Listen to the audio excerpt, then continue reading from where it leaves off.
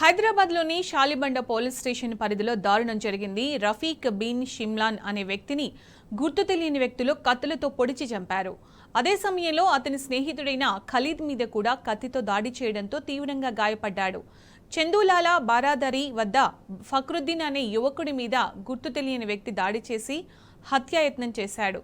గంట వ్యవధిలో ఓ హత్య, 2 హత్యాయత్నాలు జరగడంతో స్థానికులు భయాందోళనకు గురయ్యారు. సమాచారం అందుకున్న పోలీసులు కేసు నమోదు చేసి దర్యాప్తు చేస్తున్నారు.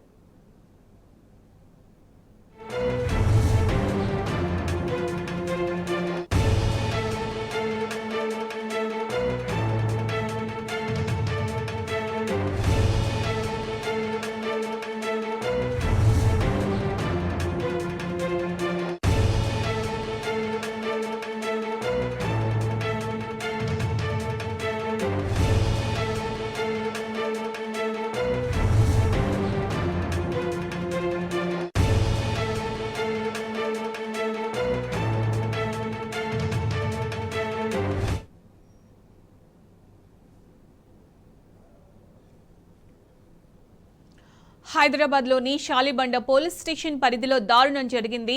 రఫీక్ బిన్ షిమ్లాన్ అనే వ్యక్తిని గుర్తు తెలియని వ్యక్తులు కత్తులతో పొడిచి చంపారు.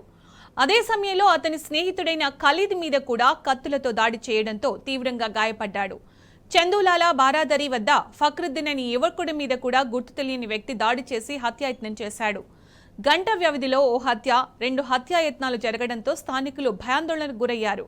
సమాచారం అందుకున్న పోలీసులు కేసు నమోదు చేసి దర్యాప్తు చేపట్టారు.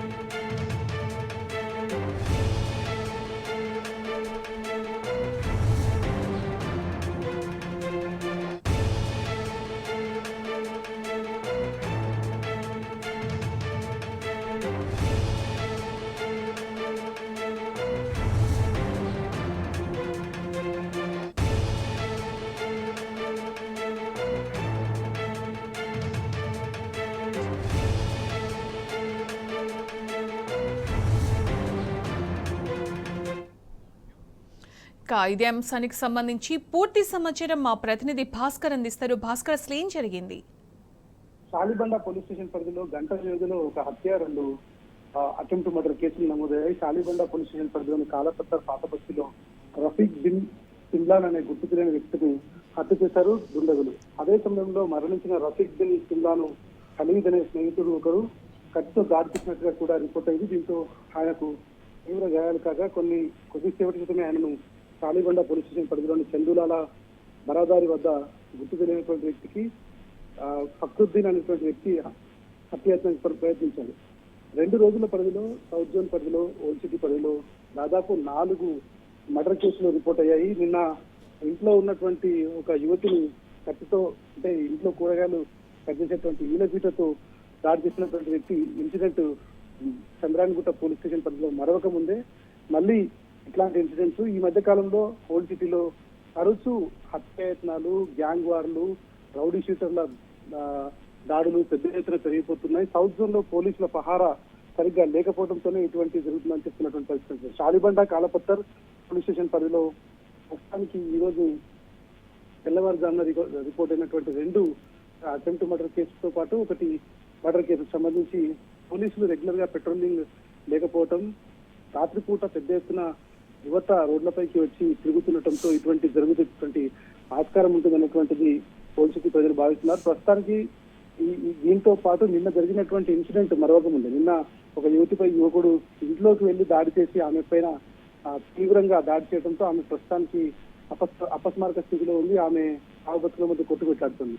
ఇట్లాంటి ఇన్సిడెంట్స్ హైదరాబాద్ లో ఓల్డ్ సిటీలో ప్రధానంగా ఎప్పుడు కూడా రిపోర్ట్ కాలేదు.